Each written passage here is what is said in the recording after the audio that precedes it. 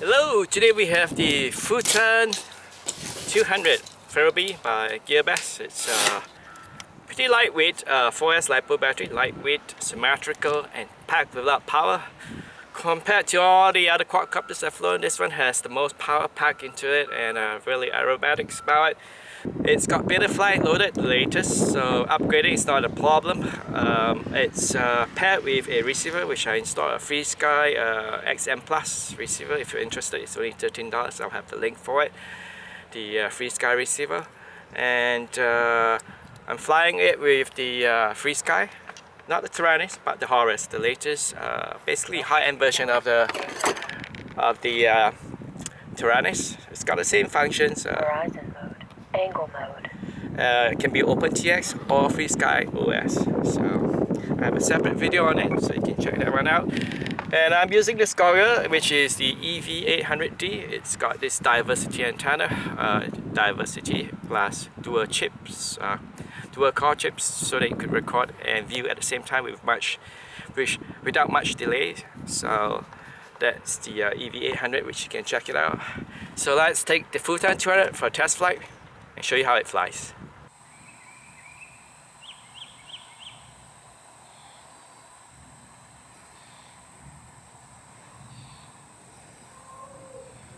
Okay, this is the Fuuton 200 by Furibee. You ready? First we're going to do a manoeuvre test. Part 1 of our 3-point test. Alright, ready? It's the latest Betaflight.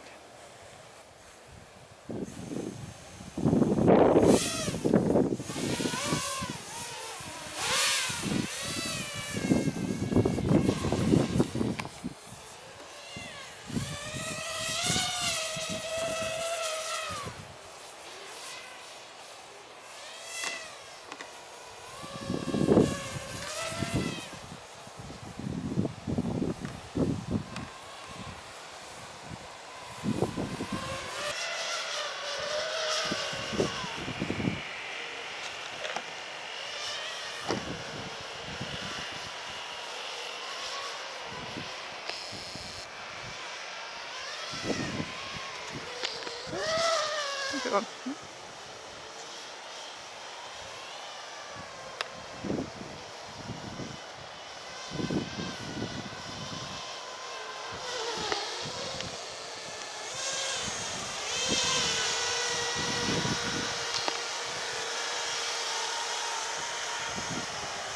Hãy cái này là DjLeo.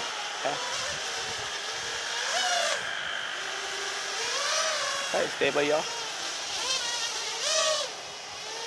Okay, so next we're going to do the vertical up, punch up. You ready? Yep, you get perspective. So that. Bring it up. Should be really fast. Wow. It's like a little dot. One more time around here. Wait a minute. Hang Hang on. up. Yeah. Well, it's hard to see with the trees because it's so dark. There it is. Ready? Okay.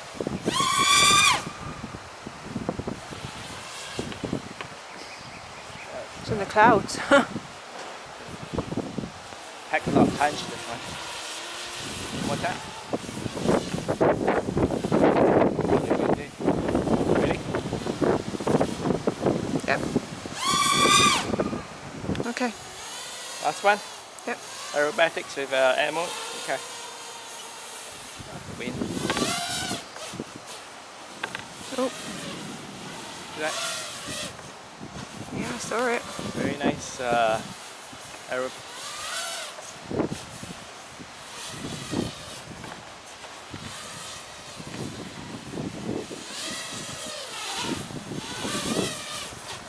In that dark cloud, it's hard to see. Yeah, go this way. Okay.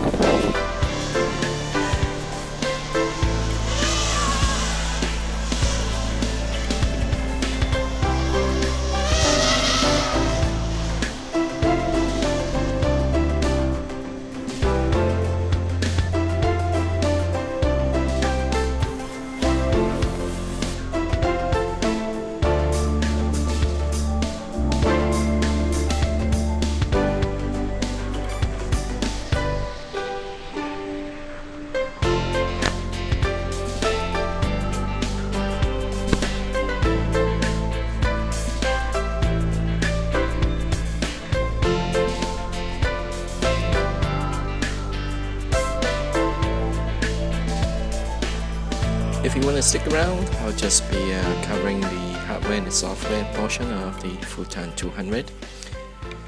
What you see here is the Kakute All In One. It's a clean looking install, version 1.0 main board with the integration of the flight controller, the on-screen display OSD, and power distribution. You can see the buzzer here. It is included. It's a must today as it helps you find your lost quadcopter.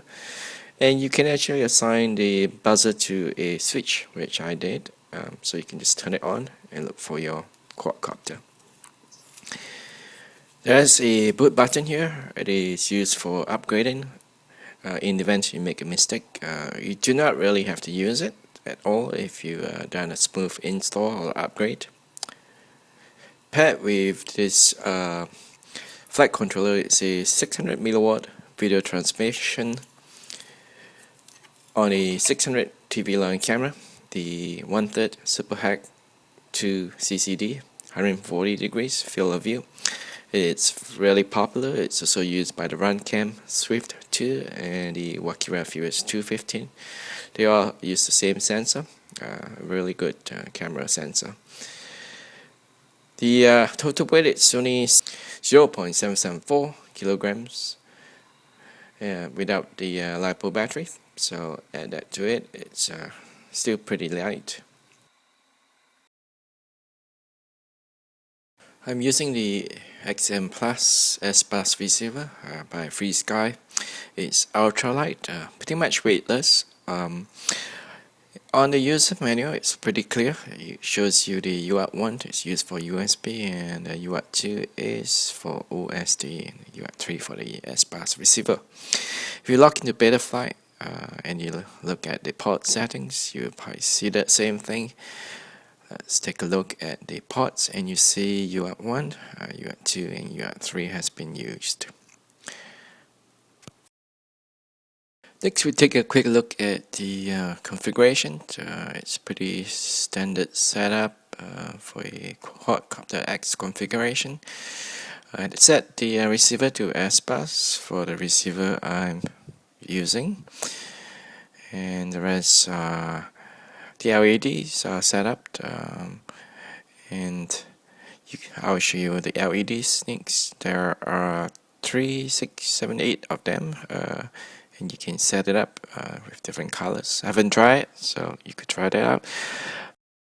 I accepted the default PIDs after the upgrades, so I believe it's not the same as the stock PIDs, but they worked out pretty good. Well, the first thing I always do is to make sure that the sticks are configured correctly.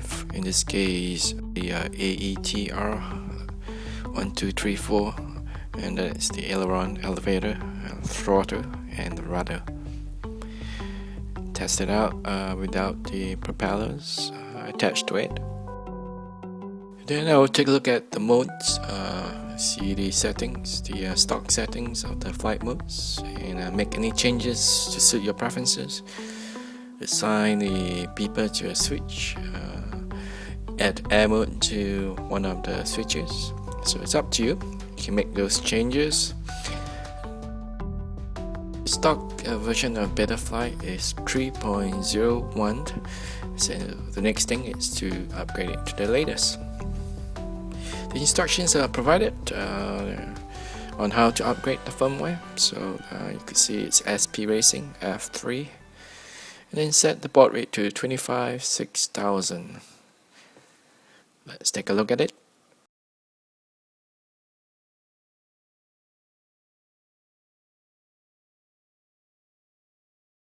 After the upgrade, I came back to the receiver to take a look and make some adjustment to the endpoints. This is just my own personal reminder. I had to reset my subtrims, but most people would probably just adjust the output, adjust your subtrims, or as a last option, use the RX range command in clear mode. And last of all is to take a look at the failsafe by enabling the expert mode. And then running a couple of tests without the propellers, of course. And this is how I do it.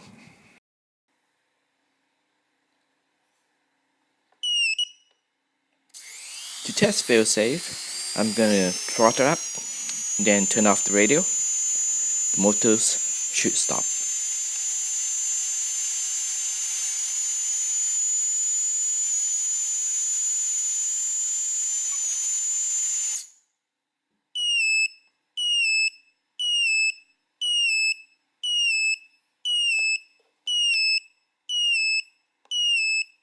Welcome to Horus. We hope you enjoy this episode. Until the next time, have a good day. Transmitter battery low. I like it.